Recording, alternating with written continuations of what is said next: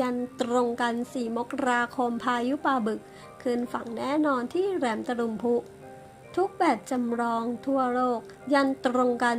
4มกราคมช่วงค่ำพายุปลาบึกขึ้นฝั่งแน่นอนที่แหลมตะลุมพุ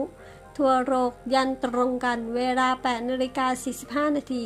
วันที่3มกราคมแบบจำลองสภาพอากาศวารอมสถาบันสารสนเทศทรัพยากรน้ำและการเกษตรกระทรวง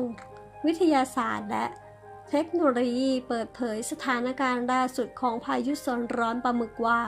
ย้อนรอยพายุแฮเรียนมฤตยูถล่มตะลุมพุกวาดล้างทุกอย่างหมดสิ้นคนไทยไม่มีวันลืมจับตาพายุโซนร้อนปลาบึกวันซ้ำรอยมหาวาตภัยพายุแฮเรียนถล่มแหลมตะลุมพุ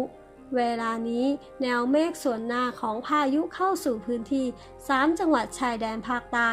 และจังหวัดสงขลาและทั้งนี้จากเดิมที่คาดว่าพายุจะขึ้นฝั่งที่จังหวัดชุมพรนั้นการคาดล่าสุดนั้นทุกแบบจำลองที่มีอยู่ในระดับสากลพบว่าน่าจะเคลื่อนที่ขึ้นฝั่งที่บริเวณแหลมตะลุมพุอำเภอปากพนังจังหวัดนครศรีธรรมราชแล้วผ่านไปที่จังหวัดสุราษฎร์ธานีออกฝั่งอันดามันที่จังหวัดระนองโดยที่ศูนย์เตือนภัยพายุไต้ฝุ่นร่วมสากลระบุว่าพายุจะมีกำลังเร็ว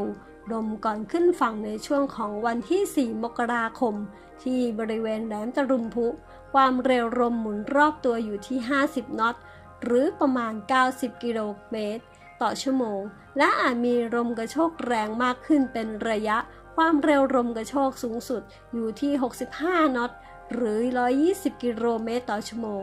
จากนั้นจะเคลื่อนตัวไปฝั่งอันดามันในวันที่5มกราคมอย่างไรก็ตามยังคงทำให้มีลมและฝนตกหนักพื้นที่สุราษฎร์ธานีนครศรีธรรมราชประจวบคีรีขันธ์และจังหวัดชุมพรในวันที่4ถึง6มกราคม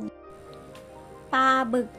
รุนแรงจริงเผยความรุนแรงพายุปลาบึกทุกพื้นที่เสี่ยงต้องอพยพรักษาชีวิตประชาชนเมื่อเวลา 10:30 นาทีวันที่3มกราคมที่กรมป้องกันและบรรเทาสาธารณภัยนายชลพลทิติศักดิ์อธิบดีกรมป้องกันและบรรเทาสาธารณภัยกล่าวถึงการเตรียมความพร้อมรับมือสถานการณ์พายุโซนร้อนปลาบึกที่จะเคลื่อนตัวเข้าสู่บริเวณ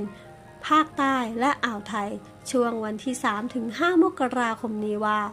ได้แจ้งเตือนไปทุกพื้นจังหวัดภาคใต้และพื้นที่เสี่ยงต่อเนื่องทุกวัน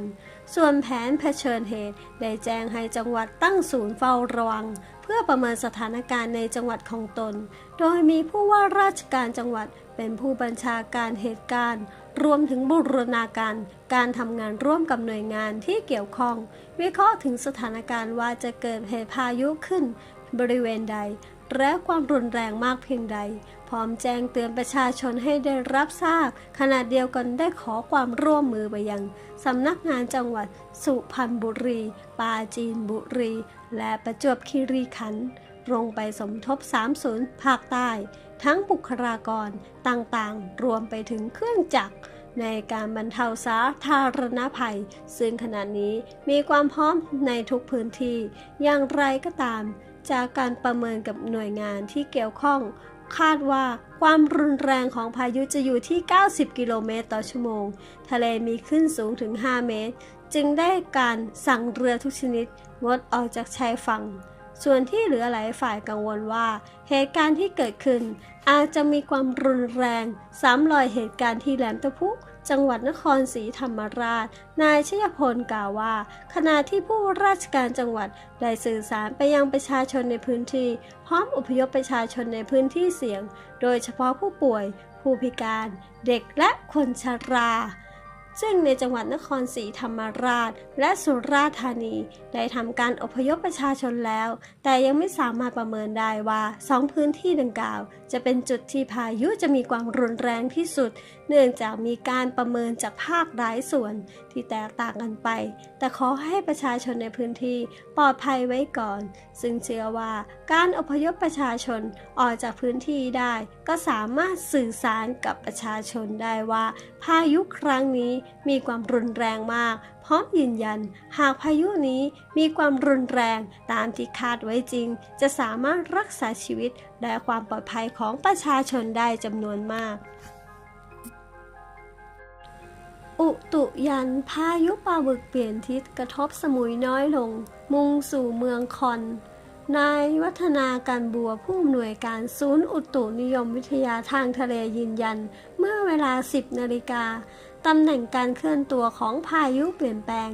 จากเดิมที่คาดว่าจะเคลื่อนผ่านดอนสักเกาะสมุยผ่านสุราษฎร์ธานีรอยต่อชุมพรแต่ล่าสุดเคลื่อนตัวต่ำลงทำให้สมุยได้รับผลกระทบน้อยลงได้รับผลกระทบด้านขวาของสมุยโดยศูนย์กลางจะเคลื่อนเข้าสู่นครศรีธรรมราชเข้าจังหวัดนครศรีธรรมราชแล้ววิ่งตัดเข้าแผ่นดินลึกขึ้นฝั่งที่หัวไซอำเภอปากพนังสอดคล้องกับแบบจำลองพยากรณ์ของญี่ปุ่น